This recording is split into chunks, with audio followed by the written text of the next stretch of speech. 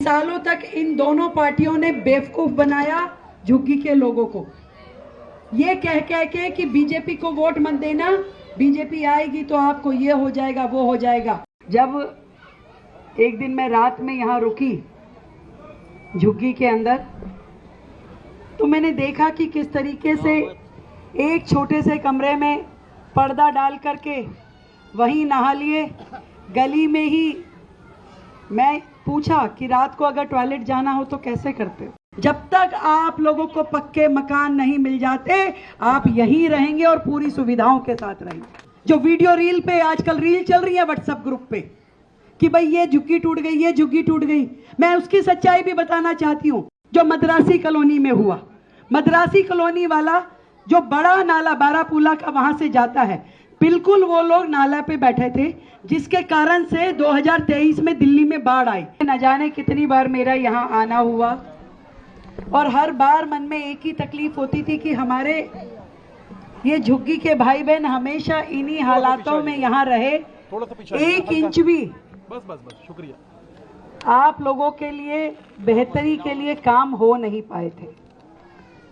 मैं हमेशा देखती थी खुले में बहनें नहाने जाती थी, टॉयलेट भी बहुत बुरी हालत में, ना कोई खेलने का बच्चों के लिए ग्राउंड, ना कोई सुविधा, भीड़ी भीड़ी गलियां, नाली खड़ंजा नहीं।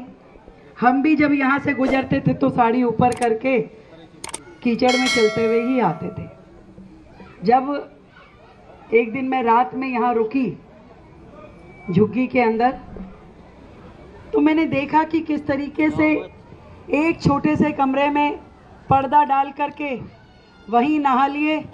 गली में ही मैं पूछा कि रात को अगर टॉयलेट जाना हो तो कैसे करते हो। नहीं, गली में पर्दा लगाया हुआ है कि ठीक है पर्दा लगा के नाली पे बैठ जाओ और बहुत इमरजेंसी है तो फिर जाओ आधा किलोमीटर दूर शौचालय पे। ऐसी परिस्थितियों में सालों से हमारे झुग्गी के भाई बहन रहते हैं और कभी कांग्रेस रही, कभी आम आदमी पार्टी ने राज किया। मैं आज ये कहते हुए जरा भी मुझे संकोच नहीं है कि सालों तक इन दोनों पार्टियों ने बेवकूफ बनाया झुग्गी के लोगों को, ये कह कह के कि बीजेपी को वोट मत देना, बीजेपी आएगी तो आपको ये हो जाएगा वो हो जाएगा। पर मैं आपको बताना चाहती हूँ कि आप लोगों के सहयोग से, सम्मान से बीजेपी सत्ता में आई है, वो सिर्फ इसलिए कि झुग्गी वालों को बेहतर जीवन मिले, बेहतर सुविधाएं मिले।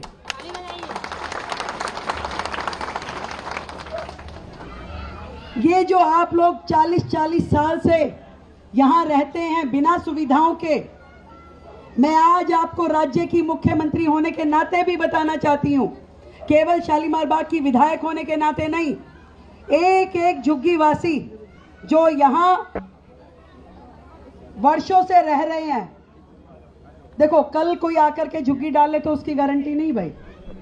जो पहले से 5 साल पहले से 10 साल पहले से यहाँ रह रहे हैं, अपना जीवन यापन कर रहे हैं, उन सब के लिए कहना चाहती हूँ, जब तक आप लोगों को पक्के मकान नहीं मिल जाते आप यहीं रहेंगे और पूरी सुविधाओं के साथ रहेंगे।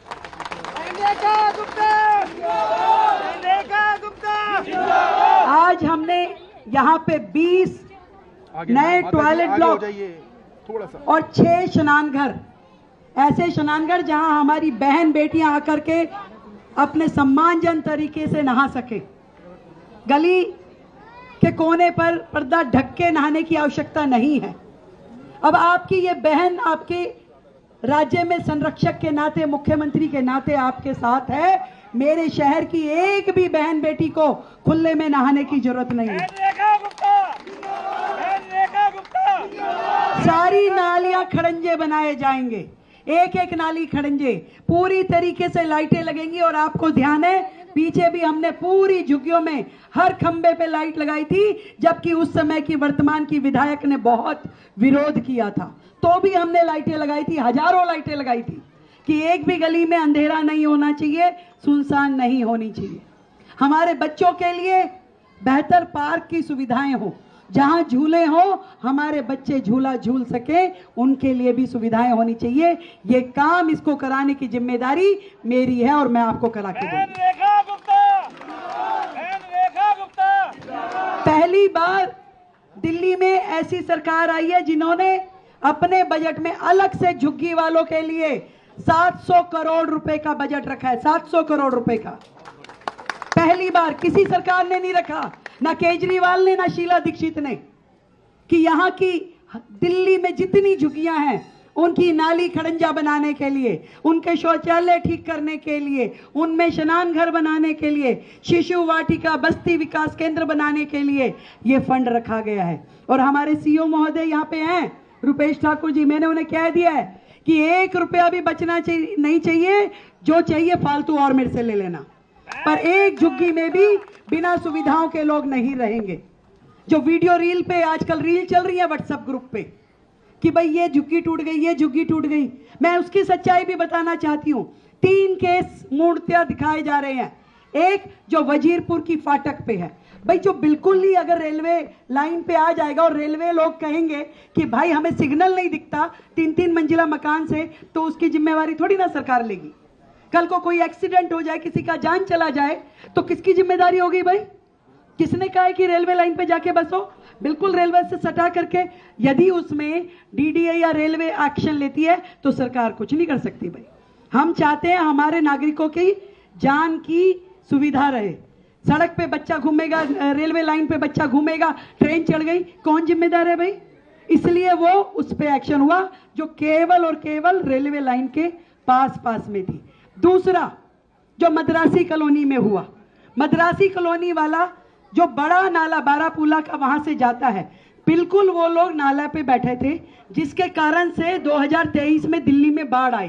क्यों? क्योंकि एक भी मशीन सफाई वाली नाले तक पहुंच नहीं पाती थी और नाला पूरी तरह भर गया, बाढ़ आ गई, घुटने घुटने और कमर कमर तक पानी हो गया।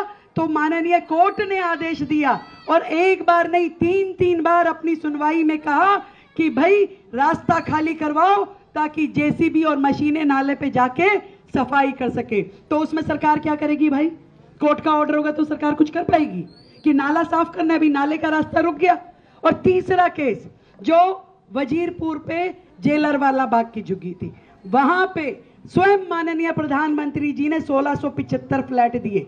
भाई जब जिसको फ्लैट मिल गया उसके बाद तो जगह खाली करनी पड़ेगी ना। आप सोचो कि वो फ्लैट भी ले ले और यहां भी रह ले, तो ऐसे तो बात नहीं बनेगी। तो जिसको फ्लैट मिलता जाएगा उसको खाली करना पड़ेगा। और यदि उस फ्लैट मिलने के बाद भी कुछ और लोग आकर के जो कि एलिजिबल नहीं है और वो अगर अपना कहें कि नहीं हमको भी चाहिए, तो भाई ऐसे कैसे काम चलेगा? तो जो एलिजिबिलिटी है, जिनके नाम पे हुआ, उनको दिया गया, 1675 परिवारों को दिया गया। उसके बाद यदि वहां पे 150 परिवार बच गए और वो कहें कि हम तो इस झुग्गी को खाली नहीं करेंगे, तो वो उसमें हम तो कुछ नहीं कर सकते। तो केवल ऐसे 3 उदाहरण हुए हैं। इसके अलावा दिल्ली में एक भी झुग्गी के अंदर ना कोई हाथ लगाने गया, ना उसको किसी प्रकार की तकलीफ दी और ना कभी आगे होगी। चाहे आप ताउम्र यहां रहिए, आपको ये वादा आपकी अपनी मुख्यमंत्री कर रहे हैं। अगर आपको हमारे चैनल की वीडियो पसंद आई हो तो उसे लाइक, शेयर और सब्सक्राइब करना न भूलें। वीडियो को अंत तक देखने के लिए आपका धन्यवाद।